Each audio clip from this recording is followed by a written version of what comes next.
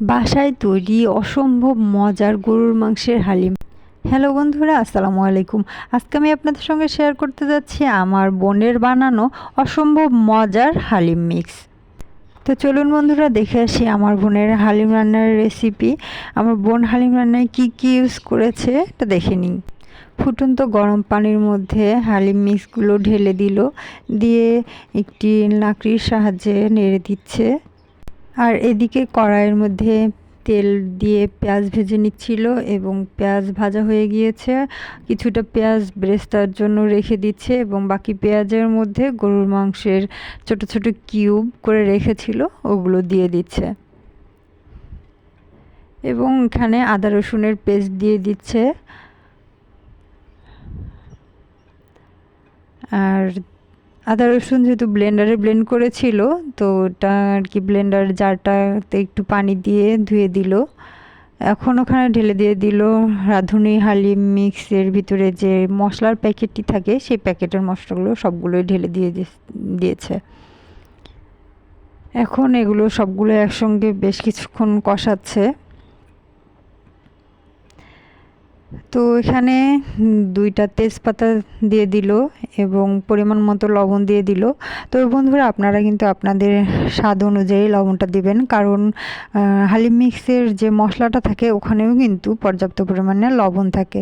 So আপনারা যে যেরকম লবণ খান আপনাদের টেস্ট বুঝেই লবণটা ইউজ করবেন। তো আমার বোন মাংসের সঙ্গে মশলাগুলো ভালোভাবে কষিয়ে নিচ্ছে এবং আমরা যেহেতু সবাই ঝাল লাভার, এজন্য এখানে আরও আর কি 1 চামচ মরিচের গুঁড়া ইউজ করলো। সবগুলোকে একসঙ্গে ভালোভাবে নেড়ে চেড়ে নিচ্ছে এবং এখানে 1 কাপ পানি ঢেলে দিয়ে দিল।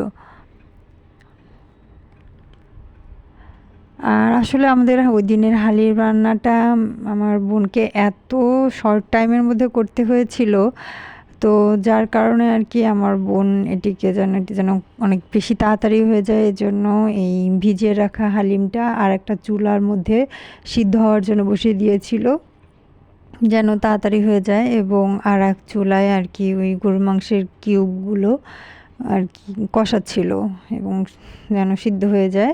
আর তাড়াতাড়ি করার জন্য আর কি 2 চুলায় দিয়ে দিয়েছিল। তো এদিকে আমাদের হালিম সিদ্ধটা হয়ে গিয়েছে। এখন আমার বোন গরুর মাংসের মধ্যে হালিমগুলো ঢেলে দিয়ে দিল। এর ফাঁকে এখানে একটুখানি ধনেপাতাও অ্যাড করে দিয়ে দিল। যেহেতু সময় স্বল্পতার জন্য 2 চুলায় আলাদা আলাদাভাবে এগুলোকে সিদ্ধ করা হয়েছে। এখন আর বেশিক্ষণ এটাকে রান্না করতে হবে না, হয়ে গিয়েছে। এখন হালিমগুলো ঢেলে নিয়ে পেঁয়াজ ব্রেস্তা এবং ধনেপাতা কুচি আর কাঁচামরিচ কুচি দিয়ে এটাকে ডেকোরেশন করছে। আমার বোন কিন্তু অনেক মজার মজার খাবার রান্না করতে পারে। তার একটি রান্নার চ্যানেল আছে, চ্যানেলটির নাম হার হেসেল। আপনারা চাইলেই কিন্তু সেই চ্যানেলটিতে গিয়ে ভিজিট করে আসতে পারেন। আশা করি আপনাদের অনেক উপকার হবে, ভালো লাগবে আর কি। যেহেতু এখানে অনেক ধরনের রান্নার আইটেম দিয়েছে আমার বোন।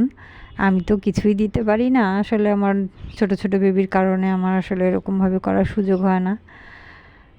তো যাই হোক, এই যে আমাদের হালিম ডেকোরেশন হয়ে গিয়েছে। এখন তাহিয়া বাবু আমাদেরকে সার্ভ করে দিচ্ছে। আমার এই ভিডিওটা এতক্ষণ ধৈর্য ধরে দেখার জন্য আপনাদের জানাচ্ছি অসংখ্য ধন্যবাদ। ভিডিওর যদি কোথাও একটুও ভালো লেগে থাকে তাহলে অবশ্যই একটা লাইক দিতে ভুলবেন না, আর কমেন্ট করে জানাবেন প্লিজ। তো এখন আমি হালিম খাবো। তো খেতে খেতেই আপনাদের কাছ থেকে বিদায় নিয়ে নিচ্ছি। সবাই ভালো থাকবেন, সুস্থ থাকবেন। আল্লাহ হাফেজ।